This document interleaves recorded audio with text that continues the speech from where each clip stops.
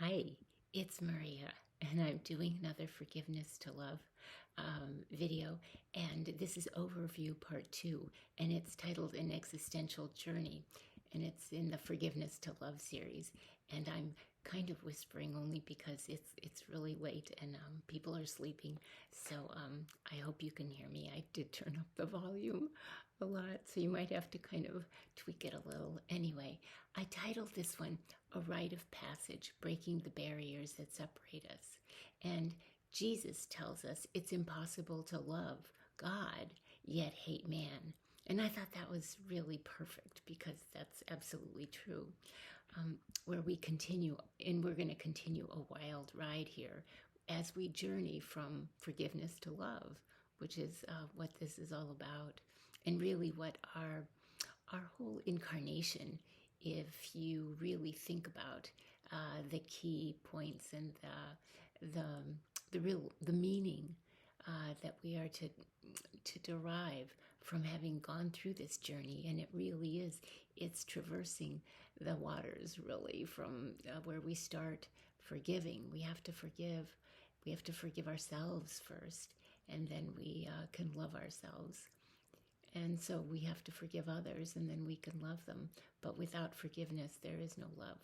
And so anyway, I think that that's so true. Well, wherever we stand, we understand that there are challenges to face and to overcome. And so we kind of tweak our way through, and we devise a strategy on how to do that. And of course, we all go through moments, when we question our ability and our fortitude to take even that next baby step, right? And yet it's precisely those steps that ultimately pave our path. And for me, my path was one from a jaw-dropping and eye-opening series of events where truly my eyes were opened so wide, I was sure they'd stick. Oh my gosh. So in nearly a catatonic state of disbelief, I had no choice but to access inner strength to even move, much less participate. Yes, and so it was kind of like with Wild Abandon, that I share with you my buffet of realizations. So it's kind of like going to a smorgasbord, where slowly we get this revelation, and then we get this epiphany, and slowly things kind of gel, and we kind of see the whole landscape. And I had hesitated to really talk about them individually because they seemed kind of disjointed. But then once you see them all together, life makes sense. And that's a beautiful thing. It's wonderful to have that awakening, because sometimes I wanted to scream them, while at other times my lips were super glued. And when I tried to speak, I actually had no voice. And here's a little story for you. Right after my mother was killed, I traveled to Brazil to pray, and the trip had been planned months before. And so I thought, wow, they actually planned my mother's death right before I was to leave. And I realized that it was because that way the financial accounts and the court documents could be manipulated in my absence. And I had been so traumatized.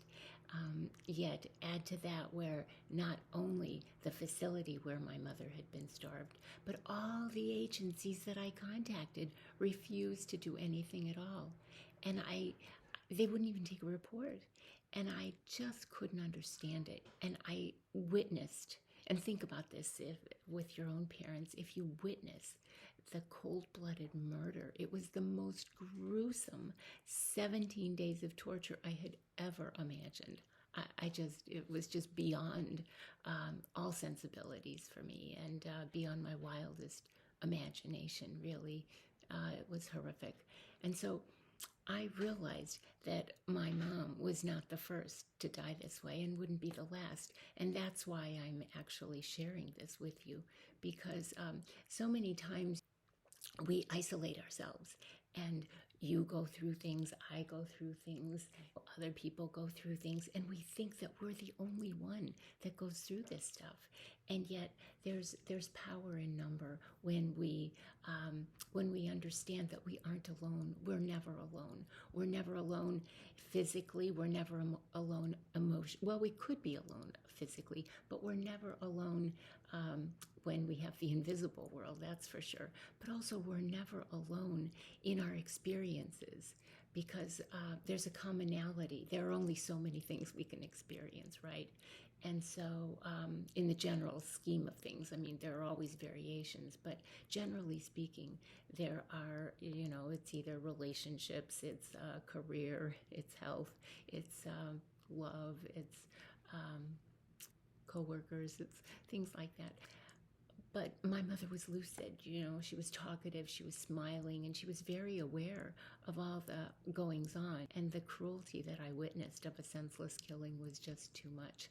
But so in Brazil, a friend wanted to take me to the top of a hill to scream away my pain.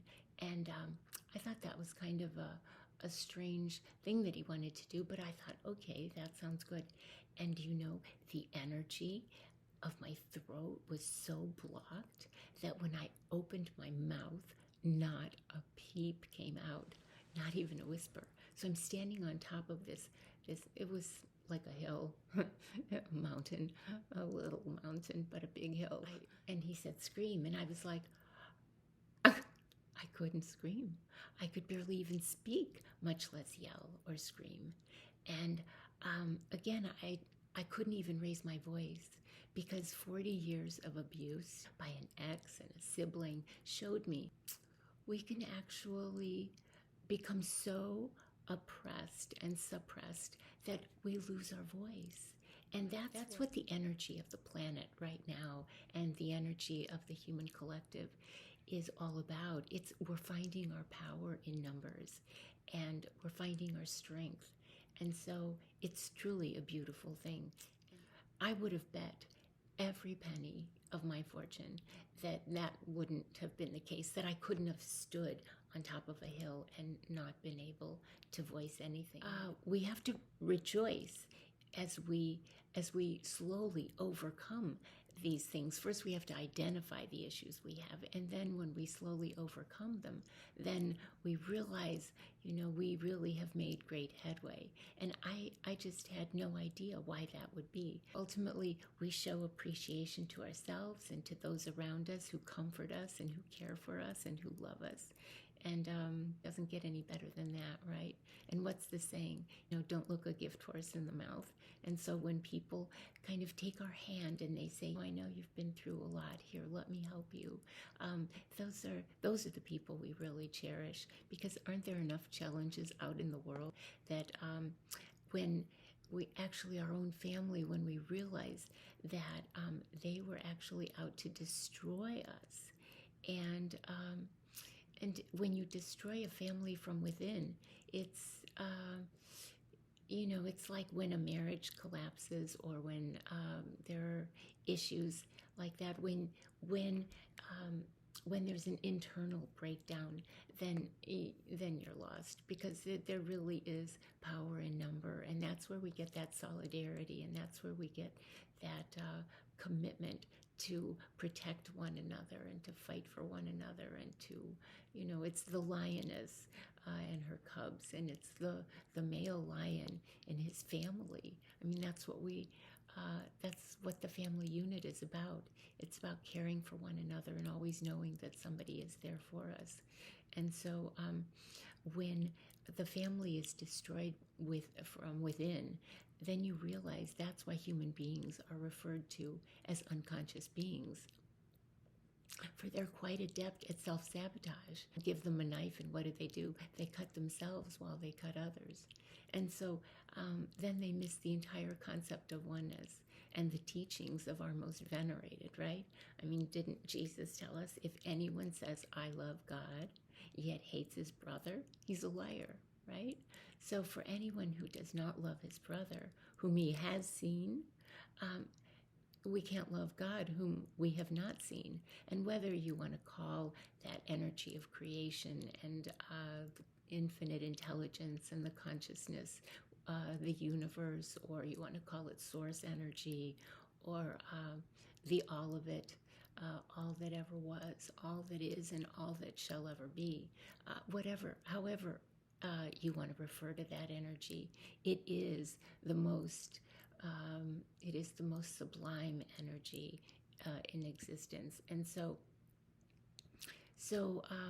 again, when our own family discards us and tortures us and wants to erase us from the planet, you can only imagine how they really can't stand my exposing this gross injustice that perpetrates and plagues our planet and sacrifices people everywhere.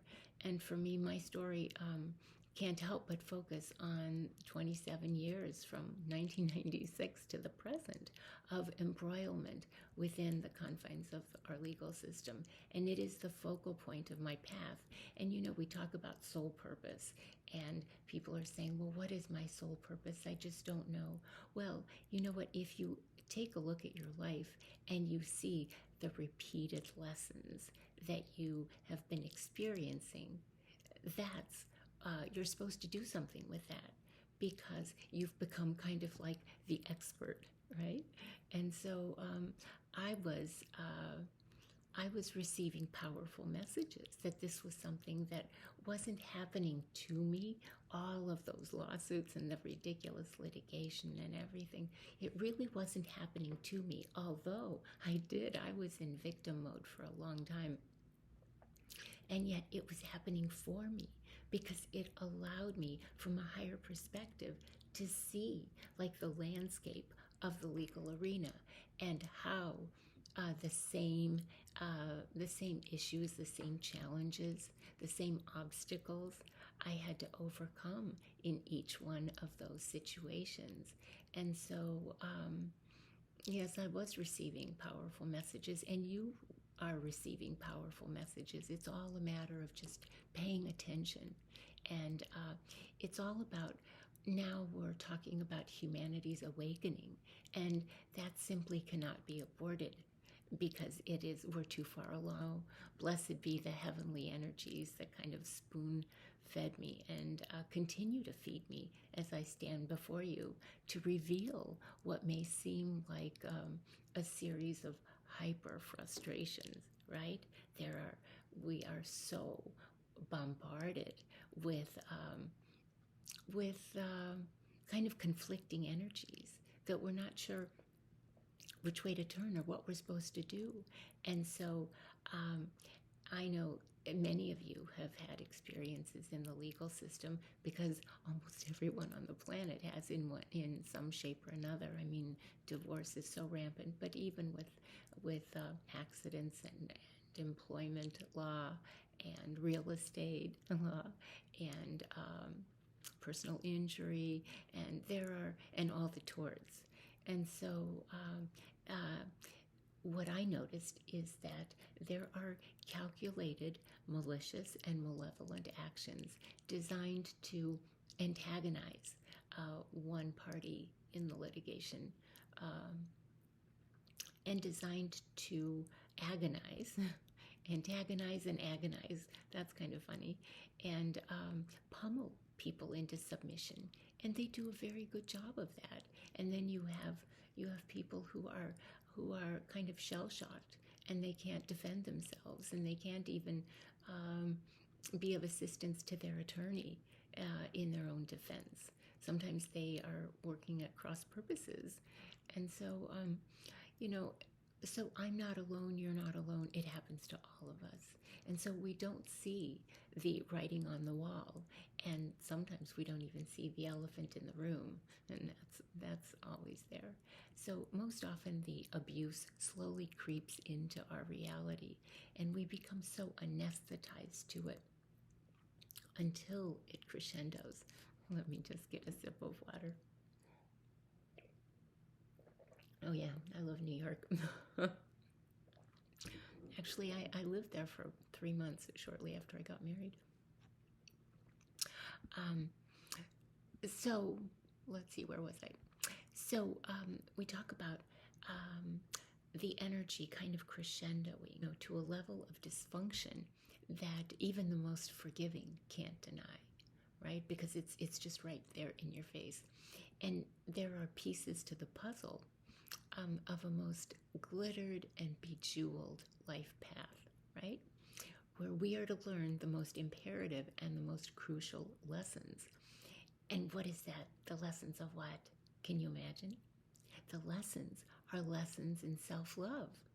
It's where you hear it and you taste it and you feel it and you know that this is your life. I mean, this is your incarnation. And so this is your greatest moment to advocate for you. Because if you don't advocate for you, who's going to advocate for you? No one. No, you can pay all you want. You are most responsible. You know, we have to take responsibility for ourselves. We have to take accountability for ourselves. And so we don't want to waste our energy. We don't want to waste who we are and the knowing and abdicate our power and give it to someone else and say, okay, you defend me. No, no, no. Open your mouth if you can. And if you can't, then work on it. And eventually you'll be able to overcome whatever fright and whatever trauma. You know, it's trauma and drama. But then there's always karma. And it's good karma.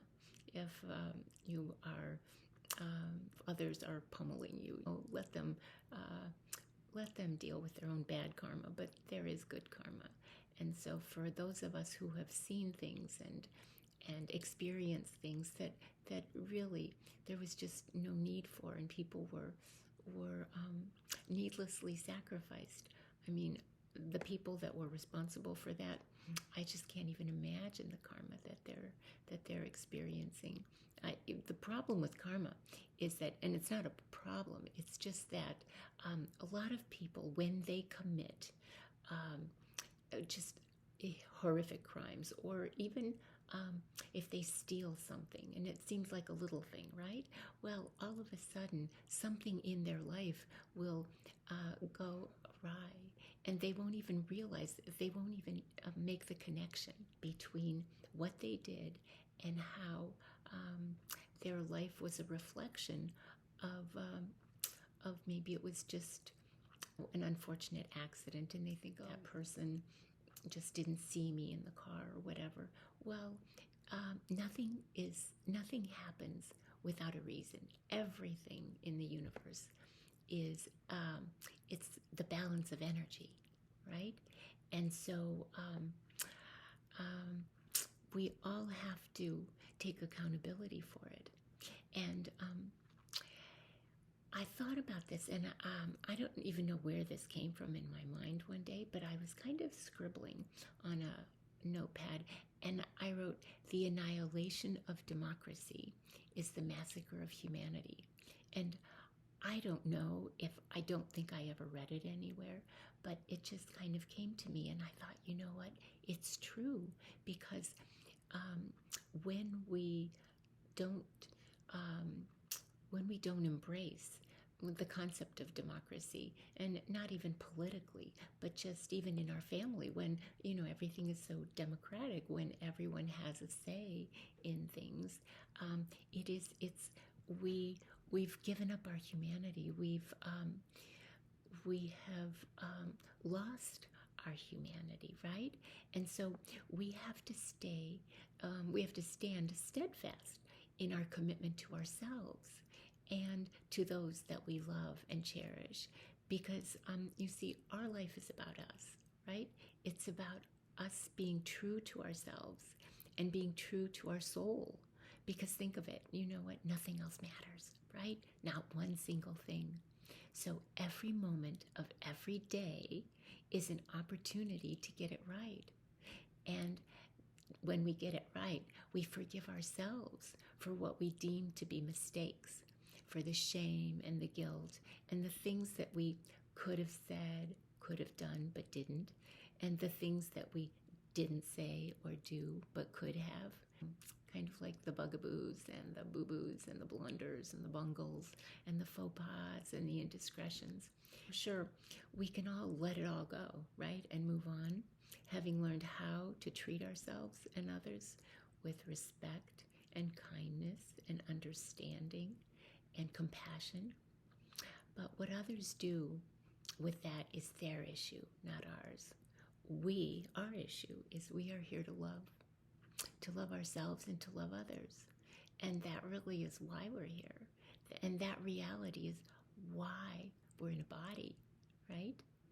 And that really is what all the distractions are here to keep us from achieving, right? It's the dark agenda. And we fall for it time and time again until we don't, until we see it for what it is. You'll see the highlights of your life path through my life exposed. You know, here I am, kind of crouched down. I just realized I should be sitting up straight because, but I'm trying to be kind of quiet.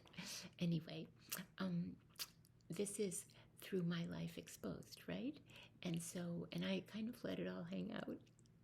And so that you can see your life path, because you might think it's so different from mine. It's just a tweak away, a tweak or two away. You can fit your message of your situation, however dissimilar it might appear from me, but you can just kind of figure it out and apply what I've shared and how I've dealt with it to your own situation. And I assure you, you will find that there is oneness as you reflect on both the pain and the triumph of our life here. And that's what I've tried to illustrate in this video series.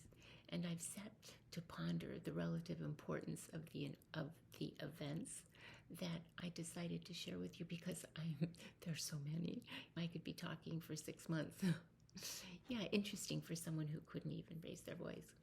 But I wanted you to gain as much as possible that can be of significant benefit to you and yours. And so I'm focusing on kind of the observations. If I sit back and I think about really what are the key points that I'd like you to take away from this series. And the truth is buried, and in our experience of a seemingly pedestrian life here on planet Earth. But I wanted for you to grasp the many aspects of which I've been guided to document on video. And what's so very cool about it is that the seeming digressions, because I digress when I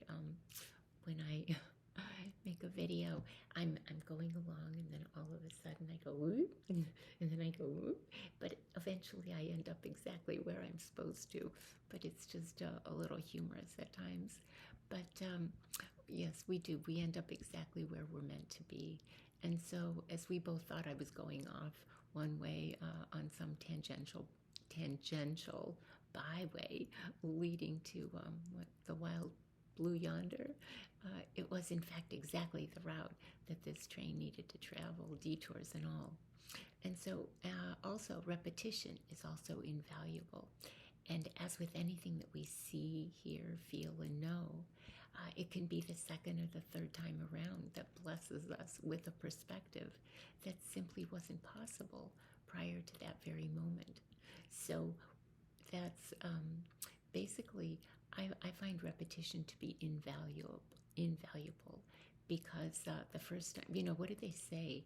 If someone tries to sell you something once and you ignore it and you say, I don't need it, and then all of a sudden he approaches you a second time and a third time and a fourth time, and you hear it over and over, and it just replays in your subconscious. And then the fifth time, and then the sixth time, they say that by the time you hear it, the seventh time, that's when you're vulnerable to pick up on it, that you need to hear it 7 times before all of a sudden something in here goes, okay, that's enough. You've heard it now. And it's kind of true to form.